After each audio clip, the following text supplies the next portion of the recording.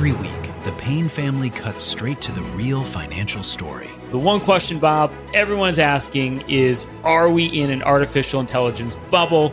You've been through boom and bust. What do you think? No hype, no myths. Just what actually matters to your money. Does feel very similar to what we experienced in the 90s. Where are we, though? Are we in 1995, 1997, 1999? Listen to the Pain Points of Wealth on the Red Apple Podcast Network. The Stone Zone, entertaining and informative on the Red Apple Podcast Network. Welcome back into the Stone Zone. Shannon Grady and her husband Jason own a 24-acre homestead, as I say, in Chester Springs, Pennsylvania, where they raise goats, ducks, turkeys, chickens, and rabbits with their 5 children. The family purchased the property in 2019 and gradually converted a former horse pasture into a functional family space, including a small pond with a natural spring used for recreation and also for watering the animals. But unfortunately, Shannon Grady and her husband have been targeted by state and local officials over completely what I believe are fabricated environmental infractions in an effort to target them. What began as an emergency storm repair during Hurricane Ida in 2021 has since escalated into a year-long legal struggle with the Pennsylvania Department of Environmental Protection, in which the Grady family believes, correctly, that they're targeted out of vengeance by state and local authorities due to Shannon Grady's advocacy against some of the COVID restrictions and her criticism of the local school board. Shannon Grady joins us in the Stone Zone now. Hey, thanks for having me. Shannon, this is an extraordinary story that I think the people need to know about how this attack on you and your family and your property has spiraled out of control. First, let's talk about your activism regarding COVID restrictions and the local school board. Yeah, I generally kept to myself prior to the school shutdown, and when the masking mandate was put in place, I kind of just kept to myself, kept quiet, and I just kept my kids home. I didn't send them to school. I kept them online, and I didn't really cause a stir. I never complied with any masking mandates. Anywhere I went, I just lived freely. But when the COVID restrictions continued, it was supposed to be 2 weeks, and then it was 2 years in our school district. My son was about to enter high school. And his high school was one of the schools in the district that you have to apply to. It's a STEM academy, so they had no in-person option. So prior to the start of that school year, I was researching, because we had no avail with our school board to listen to facts, listen to us talking at the school board meetings, etc. So I was researching the school codes, and I found a section in the school code that allows you to file a petition to remove your school board. So I, knowing nothing about anything, I was just a really upset parent. I filed a petition to remove the school board based on the masking mandates, and that sort of, the school board was removed. They were later placed back on, but that kind of started a whole stir. I got more involved with the school. I later became the chair of Moms for Liberty. And so that was sort of my first, experience with standing up to government mandates. And it really opened my eyes to understanding. I was following the Pennsylvania Supreme Court did rule that administrative order issued for the masking mandate by the Department of Health was void ab initio. And I started to understand what these things meant, being an administrative order, government infringing upon your rights, and starting to really be able to recognize when government is overextending their reserved powers, if you will. Okay, so after Hurricane Ida destroyed your family's private driveway, crossing over a small drainage ditch, cutting off access to your home, The Gradys say the crossing became impassable, creating an urgent safety concern. Within a day, the family installed a 10-foot-long metal culvert and placed stone fill to restore access, an arrangement common in rural properties in this area of Pennsylvania. But then, days later, following, of course, an anonymous complaint alleging earth disturbance, representatives from the Chester County Conservation District and the State Department of Environmental Protection entered the property without a warrant, without advance notice, describing the visit and several that followed as raids because that's how Shannon told me they went down, saying officials entered despite being posted no trespassing signs and explicit objections from the Gradys. An inspection report by the Department of Environmental Protection aquatic biologist Carol Canigliani documents a confrontation in which the property owners were present, were told that they had a legal right to enter, and the refusal could result in enforcement action. To me, that, of course, is a threat. So it was during that initial inspection, the officials identified the pond on the property that gave them their next excuse to harass the Grady family. Subsequent Department of Environmental Protection reports alleged multiple fabricated violations, including unpermitted earth disturbance exceeding 1 acre, discharge of sediment into a water of the Commonwealth, construction of an unpermitted culvert, failure to implement erosion and sediment controls, unlawful obstructive encroachment upon wetlands. The natural spring pond was described as impermeable and potentially polluting. These are all, of course, outrageous fabrications, and you and your husband dispute these findings. Shannon, tell us about that.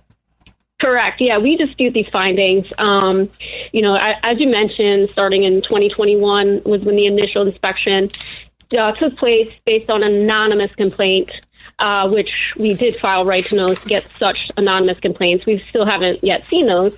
But since 2021, there's been at least nine unreasonable searches of our property, and the DEPs had brought in not only the state, but they at one point had the U.S. Army Corps of Engineers. They were claiming that we were under federal jurisdiction according to WOTUS. So they were trying to say that we needed to work with the federal government as well because we're in violation of multiple environmental crimes and whatnot. But in all of these raids, if you will, they came with armed officers numerous times. They conspired with the police department, the PA Fish and Game officers who are also armed. Numerous times came onto our property. We gave them, we had posted signage, and we gave them verbal notice that they were not permitted to inspect our property and search our property, but yet they continued their searches. We basically explained to them that they have to prove harm. Their main claim is that we are a public nuisance causing environmental harm.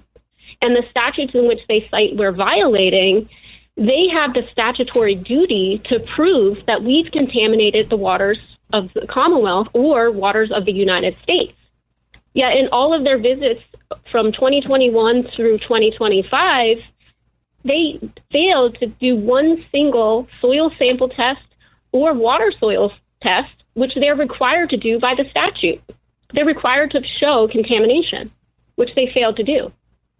So you and your husband maintain that the natural spring pond that they refer to is permeable, smaller than an acre, and actually environmentally beneficial, converting what was previously a muddy, runoff-prone pasture into a stabilized grassed area that serves as a water source for your livestock.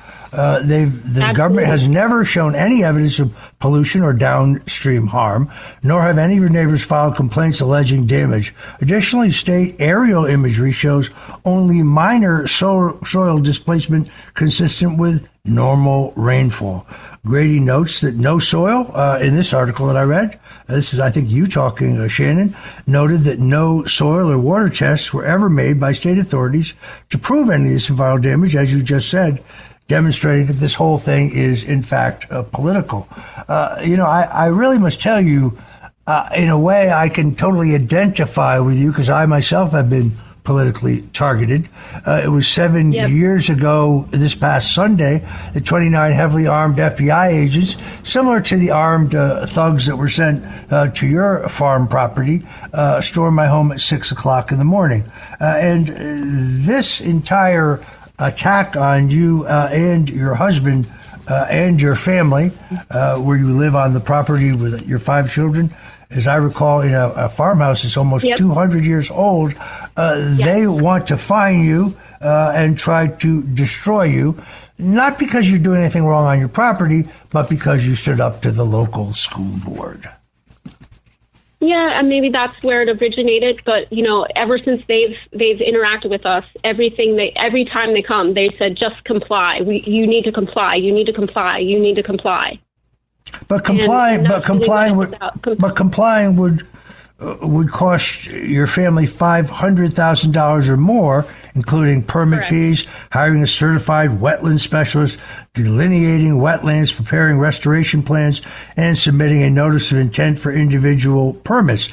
Are any of the other property holders around where you live experiencing these same kinds of issues? Not that I'm aware of. And the ironic part here is that, the permits in which they wish us to obtain and comply with are regulated by the federal government. The EPA regulates the MPDES permit, which they want us to get.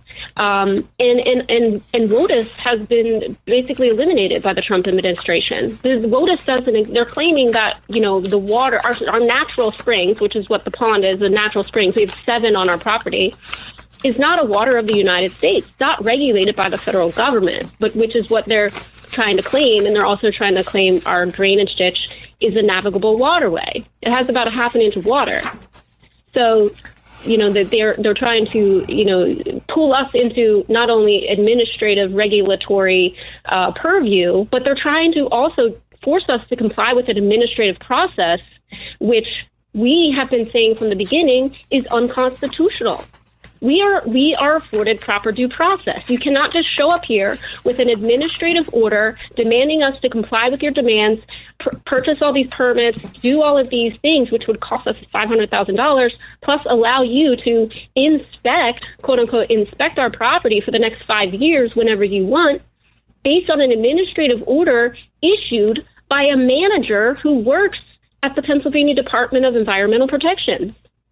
So that's not due process. No, in fact, and this will come as a surprise to no one, when this whole matter reached the Commonwealth Court of Pennsylvania on May 28th of 2025, you represented yourself pro se, because let's face it, lawyers are very expensive, focusing all of these questions that you've raised today about the state's authority to enter private property absent any consent to begin with.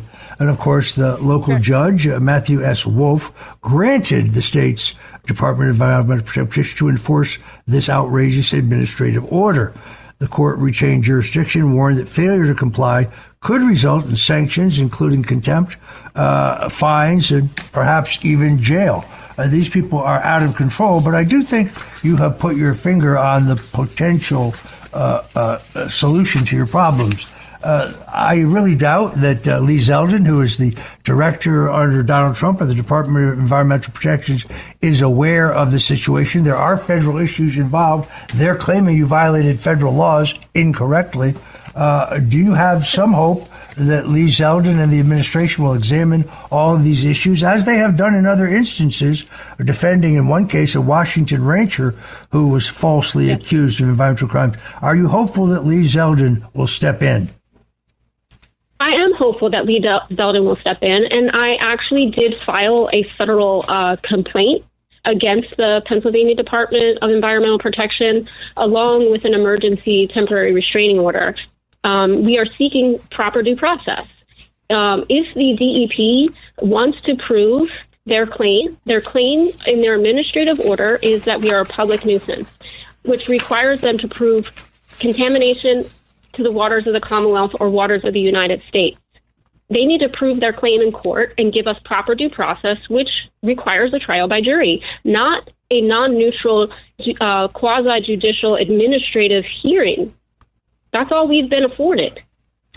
We are going to try to make sure that your case comes to the attention of the director of the Environmental Protection Agency. There's a great story over at the Populist Sentinel. You can check this out. If you go to populistsentinel.com, look up Shannon Grady. Terrific story about this epic harassment of you and your family by the state officials. And look, at a lot of these federal agencies locally, you still have Biden Democrats in control at the state level of some of these federal agencies. So we don't know what the Director of Environmental Protection knows about your case, but we're going to bring it to his attention. All right. God bless you. All right. You've been listening to The Stone Zone. I'm your host, Roger Stone, and we'll be right back. Every week, the Payne family cuts straight to the real financial story. The one question, Bob, everyone's asking is, are we in an artificial intelligence bubble? You've been through boom and bust. What do you think? No hype, no myths. Just what actually matters to your money. Does feel very similar to what we experienced in the 90s. Where are we, though? Are we in 1995, 1997, 1999? Listen to the Pain Points of Wealth on the Red Apple Podcast Network.